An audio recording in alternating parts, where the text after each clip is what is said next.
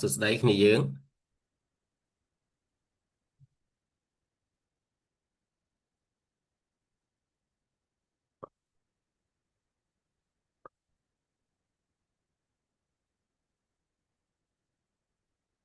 នគរឧសភាចេញទៅណាបាត់ហើយ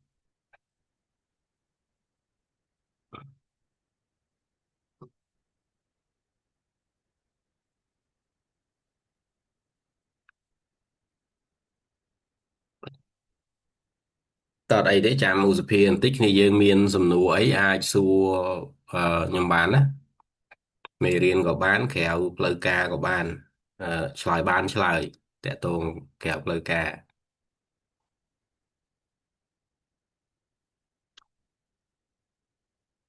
តែបើសួរយប់នេះន័រវេឬក៏អង់គ្លេសអត់ដឹងទេ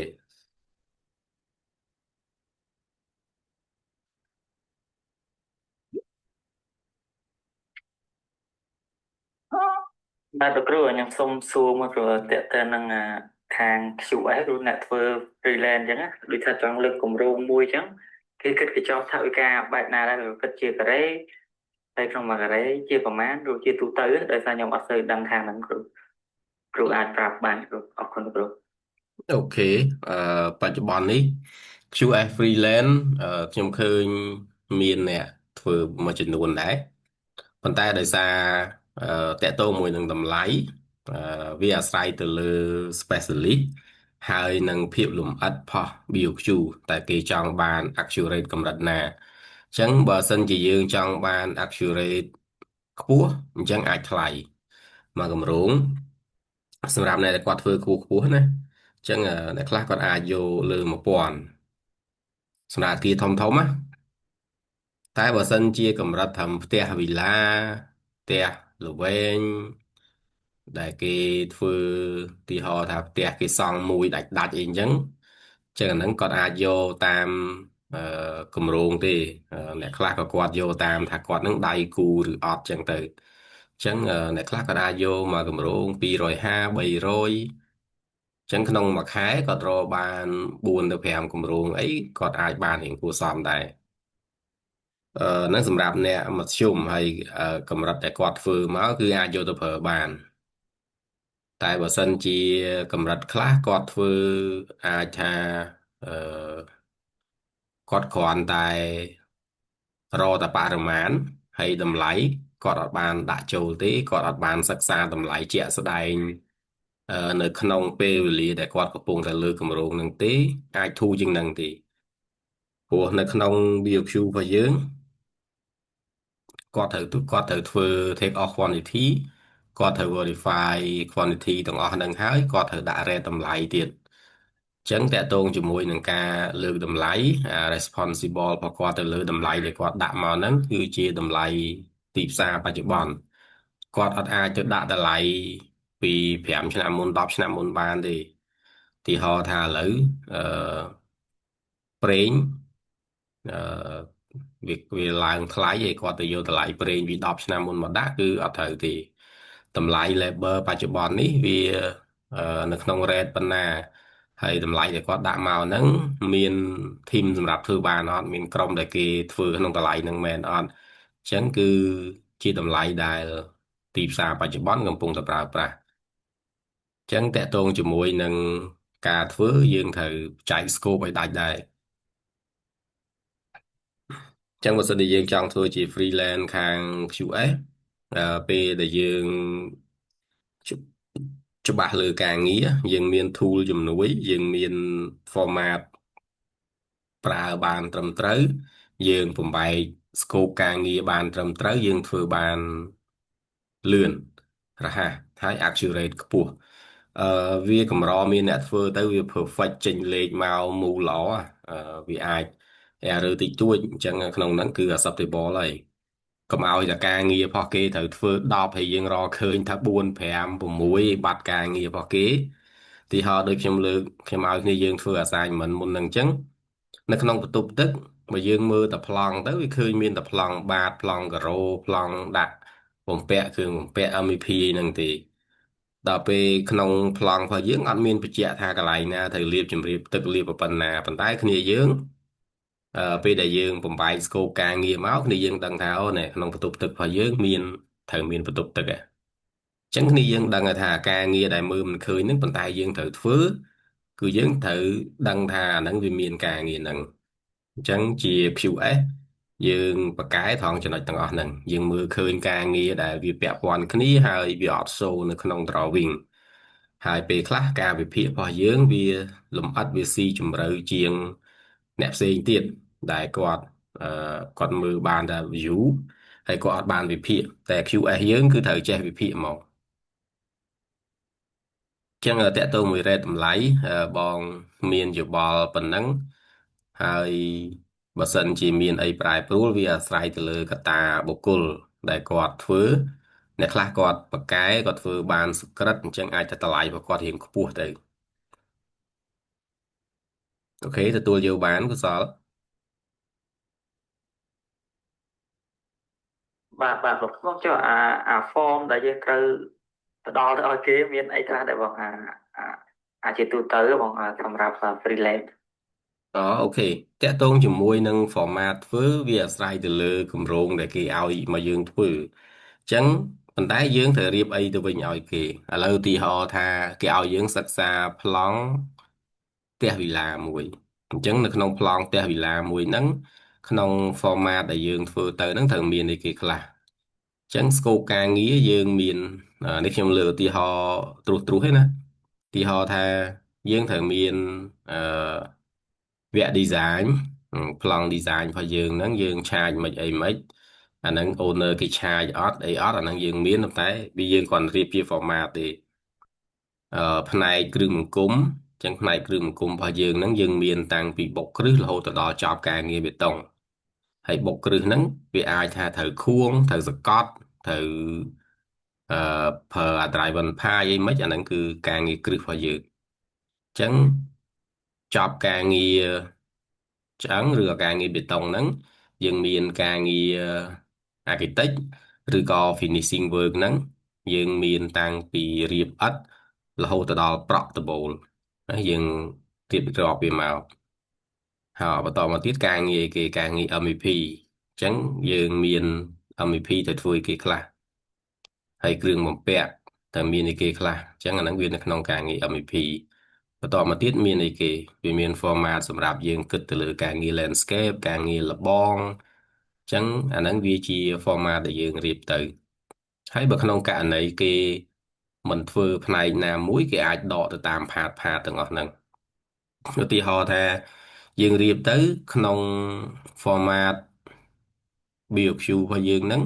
វាមាន landscape ប៉ុន្តែវា over budget របស់គាត់ខ្ញុំគាត់ថាអូខេឥឡូវ landscape គាត់មិនទាន់ធ្វើទេឬក៏គាត់ធ្វើធ្វើចាក់សាបបានហើយអាការងារ decor សួនឬក៏វាយបកឌីឬក៏ក្រាលម៉ាបអីហ្នឹងគាត់មិនទាន់ធ្វើទេឧទាហរណ៍ណាចាហ្នឹងគាត់អាចដកផាតខ្លះចេញសិន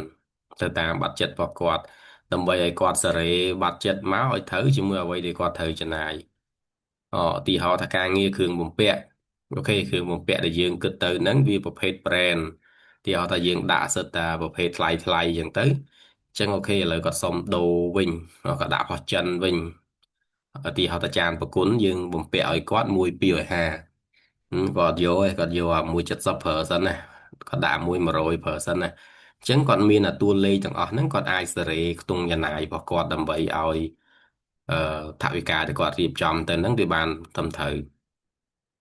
ចឹងវាជា format ដែលយើងរៀបចំឲ្យទៅខាង owner ហើយរបស់ខ្លះអាចថាវាពិបាកក្នុងការ owner គាត់ត្រួតពិនិត្យឧទាហរណ៍ដូចជារឿងដែកបេតុងអីហ្នឹងគាត់ owner គាត់មិនសូវច្បាស់គាត់ឬក៏គាត់អត់ចេះតែម្ដងអាហ្នឹងគាត់ពឹងពាក់មកលើខាងយើងហើយពីព្រោះមាន owner ខ្លះគាត់ចង់ verify ប្លង់ដែលគេគូឲ្យគាត់សុខចិត្តជួលខាងQS freelance ឲ្យធ្វើឲ្យដើម្បីគាត់ verify ថាទឹកលុយសម្រាប់យកទៅធ្វើផ្ទះហ្នឹងគឺអស់ប្រមាណអញ្ចឹងពេលដែលយើងជួបការងារអញ្ចឹងតើយើងគិតថ្លៃដើមឲ្យម្ចាស់ផ្ទះឬក៏យើងគិតហ្នឹងបូក margin ចូលយើងត្រូវដឹងថាតួនាទីរបស់យើងធ្វើឲ្យអ្នកណាបើសិនជាយើង QS យើងធ្វើឲ្យ owner អញ្ចឹងចំណុចទី1គឺយើងត្រូវដឹងថាថ្លៃដើមដែលត្រូវធ្វើផ្ទះនឹងបានគឺត្រូវអស់ប៉ុណ្ណេះ ចឹងតម្លៃដែលគាត់ធ្វើជាមួយនឹងគេមិនមែនជាថ្លៃដើមទេពីព្រោះយើងគិតថាអស់ប៉ុណ្ណឹងអានឹងជាថ្លៃដើមតែអ្នកម៉ៅការគេមិនទៅធ្វើថ្លៃដើមជាមួយគាត់បានអ្នកម៉ៅការគេមិនត្រូវការចំណេញចឹងឧទាហរណ៍ថាក្នុងទីផ្សារការងារហ្នឹងគេត្រូវចំណេញប៉ុន្មានបើគាត់ធ្វើជាមួយជាងយកចំណេញ10ទៅ15%តម្លៃទៅប៉ុណ្ណេះបើសិនជាគាត់ធ្វើជាមួយក្រុមហ៊ុនមានអាជ្ញាប័ណ្ណមានអីត្រឹមត្រូវគេត្រូវយក margin ប៉ុណ្ណេះអញ្ចឹងធ្វើឲ្យតម្លៃដែលគាត់ត្រូវដាក់ឬក៏ធ្វើការជាមួយគេជាតម្លៃផ្សេងហើយក៏ប្រយ័ត្នដែរវាមានអ្នកខ្លះធ្វើក្រោមថ្លៃផលិតទៀតយើងឃើញមានភ្ញៀវមួយចំនួនដែលគាត់ជួបបញ្ហារឿងជាងគាត់យកថោកហើយដែលយើងគិតទៅថាថ្លៃហ្នឹងវាវាមិនអាចទៅរួចហ្មងទោះបីយើងសល់ក្តារពុំសល់ជាទូលនទាក៏មិនអាចទៅធ្វើតម្លៃហ្នឹងបានដែរអញ្ចឹងពេលដែលគាត់ជួបជាមួយនឹងជាងប្រភេទហ្នឹងគាត់ alert ខ្លួនឯងដឹងហ្មងថាជាងហ្នឹងអាចមានបញ្ហាអាចធ្វើយកលុយកក់ឲ្យរត់បាត់ដែរឬក៏ធ្វើធ្វើតែផ្នែកណាមួយគឺរត់ចោលគាត់ដែរអញ្ចឹងគាត់អាចដឹងចា៎ហ្នឹងក្នុងពេលដែលយើងជា QS freelancer យើងទទួលការពឹងពាក់ឬក៏ទទួលបានគម្រោងពី owner ឲ្យមកសិក្សាចំណុចមួយទៀតយើងជា QS freelancer ហើយយើងទទួលការងារពីអ្នកម៉ៅការព្រោះមានអ្នកម៉ៅការមួយចំនួនធំបច្ចុប្បន្ននេះគឺគាត់មានតែប្លង់មកហើយគាត់បោះឲ្យ QS សិក្សាមកអញ្ចឹងពេលដែលយើងជា QS សិក្សាឲ្យអ្នកម៉ៅការយើងត្រូវសូទៅអ្នកម៉ៅការហ្នឹងក៏សូនៅពីរតម្លៃដែរមានន័យថាមួយគឺថ្លៃដើមហើយអាមួយទៀតគឺថ្លៃទីផ្សារហើយបើសិនជាគាត់ចង់ប្រែប្រួលតម្លៃឧទាហរណ៍ថាអូបើគាត់យកចំណេញ15%តម្លៃគាត់រៀងប៉ោងណាអញ្ចឹងយក margin តែ10%បានហើយអញ្ចឹងបន្ថយ margin មកអញ្ចឹងយើងដឹងថាបន្ថយ10%មកវានៅតម្លៃណាជាងនេះទៅទៀតវាមានអ្នកម៉ៅការខ្លះទៅតាមប្រភេទអ្នកម៉ៅការឧទាហរណ៍ថាអ្នកម៉ៅការខ្លះគាត់ជំនាញហ្មងផ្នែកបេតុងអញ្ចឹងពុំជទល់របស់គាត់សល់ច្រើនអញ្ចឹងអាការងារបេតុងរបស់គាត់ហ្នឹងគាត់យកចំណេញទាបហ្មងហើយអាការងារផ្សេងគាត់យកចំណេញធម្មតាដើម្បីឲ្យគាត់តម្លៃរួមរបស់គាត់វាថោកអញ្ចឹងគាត់ញែកអាការងារបេតុងមកជីនទាបតម្លៃរបស់គាត់ធូរហើយដល់ពេលការងារ finishing work របស់គាត់រៀងខ្ពស់វិញអញ្ចឹងទៅ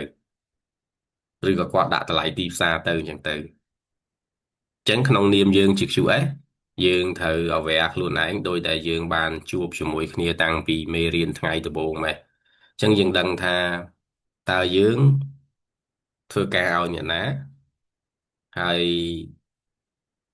តារាងតម្លៃដែលយើងធ្វើចេញទៅហ្នឹងដើម្បីយកទៅធ្វើអីអញ្ចឹងគ្នាយើងត្រូវ aware ថងចំណុចហ្នឹងអូខេកុសលបងបកស្រាយប៉ុណ្ណេះបងអូនអាចយល់បានទេមានអីអឺនៅមន្ទិលអាចសួរបន្ថែមបានណាសួរ verify បាន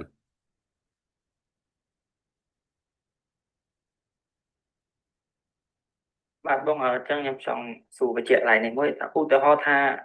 owner A ហ្នឹងគាត់ចង់ធ្វើវិឡាមួយហ្នឹងអាចថាគាត់មានអ្នកម៉ៅការសងពី3នាក់អញ្ចឹងទៅដាក់តម្លៃមកវាមានតម្លៃធូរតម្លៃក្តៅតម្លៃថ្លៃអញ្ចឹងទៅឬហើយគាត់ចង់បានតម្លៃមួយទៀតដើម្បីមកឆែកហ្នឹងគាត់ទៅរើ freelance QA ហ្នឹងយកមកលើកតម្លៃអាគម្រោងផ្ទះគាត់នឹងមួយដែរអូខេរួចហើយគាត់បាទរួចហើយគាត់បានតម្លៃមួយហ្នឹងដែលយើងជាអ្នក QA ហ្នឹងយើងឲ្យគាត់មានជាតម្លៃដើមនិងតម្លៃសាងសង់អីចឹងទៅឬហើយបើគាត់បានតម្លៃហ្នឹងមួយមកបើប្រហាក់ប្រហែលនឹងអ្នកសាងសង់មួយណាគាត់អាចយកទៅជ្រើសអ្នកសាងសង់មួយហ្នឹងឬក៏មិនដែរព្រោះអាហ្នឹងវាជា flow របស់វាត្រូវដូចលោកគ្រូលើកមិញមានន័យថាពេលដែលគាត់ជាម្ចាស់គម្រោងគាត់មកពឹងពាក់យើងអញ្ចឹងពេលដែលគាត់មកពឹងពាក់យើងខ្លួនឯងជា QS គឺយើងត្រូវធ្វើតាម guideline ជាវិជ្ជាជីវៈរបស់យើងអឺខ្ញុំដូចជាអត់ដែលឃើញនៅខ្មែរយើងគេបានសរសេរអំពីវិជ្ជាជីវៈ QS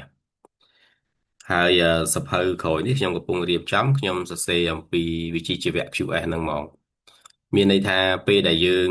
លើកតម្លៃគម្រោងគឺយើងត្រូវគោរពតាមវិជ្ជាជីវៈរបស់យើងអត់អាចថាយើងកាន់ជើងម្ចាស់ផ្ទះហើយយើងសិក្សាតម្លៃឲ្យទាបទេយើងសិក្សាតម្លៃដែលអាចធ្វើបាន ចឹងតម្លៃដែលយើងដាក់ឲ្យ owner ថាជាតម្លៃថ្លៃដើមហ្នឹងឯងគឺជាតម្លៃដែលអាចយកទៅធ្វើបានទីហោថាជាងមួយថ្ងៃនេះគេគិតពលកម្មបេតុងមួយការ៉េ7-10ទូទៅ$15គឺថោកជាងគេអញ្ចឹងយើងអាចយកតម្លៃទូទៅឬក៏តម្លៃ$15ដែលយើងគិតថាវាមានជាងធ្វើតម្លៃ$15នឹងមែនហើយយើងខ្លួនឯងជា QS គឺយើងត្រូវតែមាន reference មានអឺជាង list ជាងដែលយើងcheck ជាប្រចាំដោយដែលបងបរៀនពីដើមមកអញ្ចឹងគ្នាយើងត្រូវចេះអឺ update list ជាងតម្លៃសម្ភារៈអីគឺយើងត្រូវ update ប្រចាំខែប្រចាំសប្តាហ៍ដែលអាចធ្វើទៅបានណាតែកុំឲ្យ update តែយើង keep ខ្លួនឯងអត់ update អាហ្នឹងយើងនឹងបាត់ហើយអញ្ចឹងយើងសិក្សាទៅគឺជាសិក្សាថ្លៃដើមហើយអាចយកទៅធ្វើបានអញ្ចឹងពេលដែលយើងបានសិក្សាថ្លៃដើមហើយ owner គាត់ដឹងថាថ្លៃដើមគឺប៉ុណ្ណឹងអញ្ចឹងគាត់នឹង compare មើលថាអ្នកដែលដាក់តម្លៃមកហ្នឹងយកចំណេញប៉ុន្មានទីហោះតែថ្លៃដើមរបស់យើងគឺ100000ខ្ញុំលើកលេខមូលចុះមានក្រុម A ដាក់110,000ក្រុម B 115,000ក្រុម C នោះ130,000អញ្ចឹងពីគាត់ទៅវិញគាត់មានមូលដ្ឋានក្នុងការសម្រេចចិត្តគាត់សម្រេចចិត្តបានថាតើគាត់គួរ avert គម្រោងហ្នឹងទៅក្រុមមួយណាគាត់អាចទៅមើលថាក្រុម A គាត់ដាក់110,000ហ្នឹងមូលហេតុអីបាន110,000អញ្ចឹងគាត់អាចសួរព្រោះធម្មតាយើងធ្វើការជាមួយម្ចាស់គម្រោងខ្ញុំជឿថាគេនឹងហៅយើងទៅជជែកគ្នាដើម្បីចរចាតម្លៃហើយគេក៏នឹងចង់ដឹងថាយើងធ្វើអីគេខ្លះឲ្យគេហើយហេតុអីបានតម្លៃហ្នឹងហើយចរចាហ្នឹងចុះបានអត់អញ្ចឹងគាត់នឹងតេស្តមើលគាត់សួរមើលទៅថាហេតុអីបានតម្លៃហ្នឹងហើយចុះបានប៉ុន្មានហើយក្រុមហ្នឹងក៏មានលទ្ធភាពមានសមត្ថភាពកម្រិតណាមានកម្លាំងពលកម្មគ្រប់គ្រាន់អត់មានសម្ភារៈគ្រប់គ្រាន់អត់អញ្ចឹងគាត់ check មើលហើយគាត់ទៅ check មើលអាក្រុម115,000ហើយនៅអាក្រុម130,000អញ្ចឹងពេលដែលគាត់ check មើលទៅគាត់អាចឃើញជួនកាលក្រុមហ្នឹងតម្លៃគាត់ថោកប៉ុន្តែសម្ភារៈរបស់គាត់តិចជាងរបស់គាត់ទឹកដៃអត់សូវស្អាតអញ្ចឹងគាត់អាចទៅយកអា115,000ដែលជាងរបស់គាត់មានលំមសមរម្យសម្ភារៈពុំទាយទល់អីរបស់គាត់មានគ្រប់គ្រាន់អញ្ចឹងមានន័យថាគាត់អាចនឹងធ្វើការងារបានលឿនចឹងកន្លែងនេះគឺគាត់យកអានឹងមក compare តើចំណេញមួយណាចំណេញសម្រាប់គាត់ខាង130,000នោះគាត់មានទាំង engineer គាត់មានទាំងអីផ្សេងទៀតដែលធ្វើឲ្យគាត់ហ្នឹងគឺថាទុកចិត្តខ្ពស់ពីព្រោះម្ចាស់គម្រោងពេលខ្លះមិនប្រកាសថាយកតម្លៃថោកទេគាត់យកតម្លៃណាយកក្រុមណាដែលធ្វើឲ្យគាត់ confident ខ្លួនឯងថាគាត់ទទួលបានផ្ទះខ្ញុំក៏ធ្លាប់ដេញគម្រោង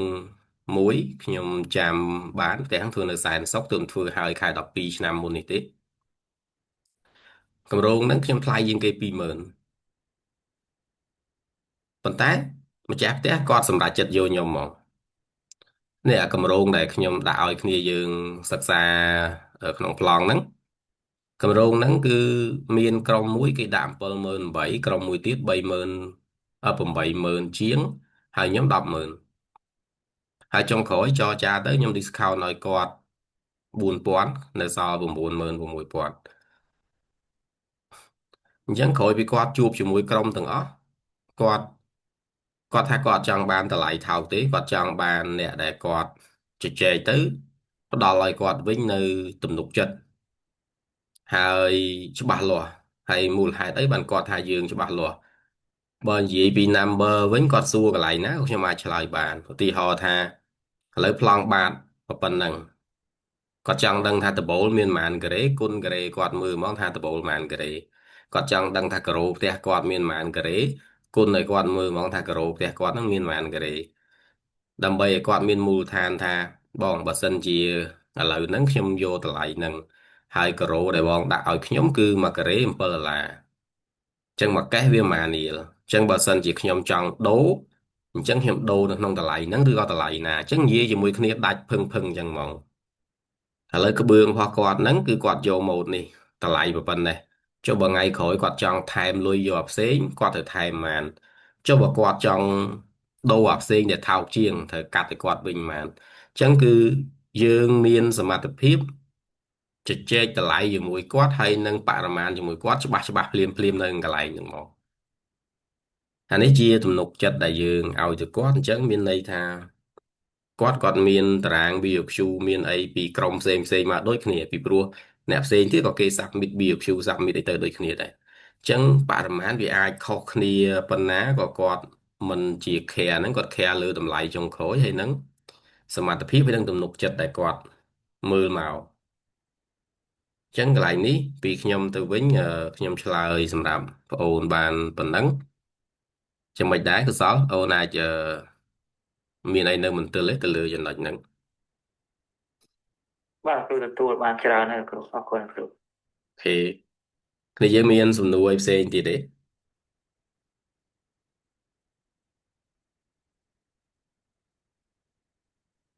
ឡាបងអូនមានសំណួរអីទេឡាឥឡូវដូចជាម៉ៅការដែរទៅមកទឹកភ្លើងទួយម៉ៅទឹកភ្លើងណាតែរៀនសំណងទៅម៉ៅទឹកភ្លើងវិញមកថងពេកអត់ទាន់មានបទពិសោធន៍ធ្លាប់តែធ្វើទឹកភ្លើងអឺអញ្ចឹងមានអីយើងរៀនសំណងស្រាប់ដល់ពេលយើងទៅធ្វើទឹកភ្លើងវានៅតែយើងធ្វើបានឧស្ភាមានសំណួរអីទេតាក់ទងមួយមេរៀនរបស់យើងថ្ងៃនេះយើងបញ្ចប់មេរៀនកិច្ចសន្យារបស់យើង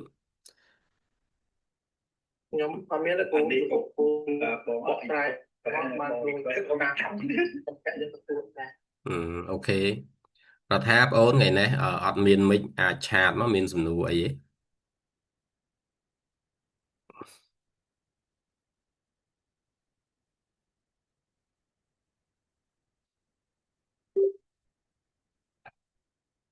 អូខេអញ្ចឹងយើងចូលទៅអឺមេរៀនយើងបានបន្តិចទៀតយើងសល់ប្រហែល slide ទៀតទេយើងចប់មេរៀនកិច្ចសន្យារបស់យើងហើយអឺក្នុងនេះយើងបានបញ្យល់ពីលើហើយប្រភេទកិច្ចសន្យាដែលត្រូវសងត្រឡប់វិញហ្នឹងអញ្ចឹងវាមានcost plus fixed fee ហ្នឹងអញ្ចឹងក្នុងនេះខ្ញុំគ្រាន់តែសរសេរវាឡើងវិញដើម្បីឲ្យគ្នាយើងអឺមើលបន្ថែមទេឲ្យ clear ចំណុចហ្នឹងបន្តិចអឺលក្ខណៈគឺម្ចាស់គម្រោងសងថ្លៃដើមជាក់ស្ដែងទាំងអស់ហើយបូកបន្ថែមនៅប្រាក់កម្រៃជើងសារមួយចំនួនដែលបានកំណត់ជាទឹកប្រាក់ថេរច្បាស់លាស់តាំងពីដំបូងណាដូចគ្នាយើងនិយាយគ្នាមុនអញ្ចឹងថាឧសភាគាត់ទៅវាយអាគារនឹងហើយគឺគាត់ដឹងតែឆាតយក50000ហើយថ្លៃដើមសម្ភារៈពលកម្មប្រមាណទៀតគឺគាត់គិតយកទៅ clear ពី owner មកវិញអញ្ចឹងទៅចឹងក្នុងនេះខ្ញុំលើកឧទាហរណ៍អញ្ចឹងថាថ្លៃដើមជាក់ស្ដែងសម្ភារៈបូកពលកម្មបូកកម្រៃថេរ50000ទោះបីជាតម្លៃដើមជាក់ស្ដែងឡើងដល់1 លានឬចុះមកត្រឹម500000ក៏អ្នកទទួលការបានតែកម្រៃ50000ដដែលអញ្ចឹងអត់ខ្វល់ទេដឹងតែបានធ្វើឲ្យបាន50000អឺបើគ្នាយើងធ្លាប់ធ្វើផ្ទះខ្មែរ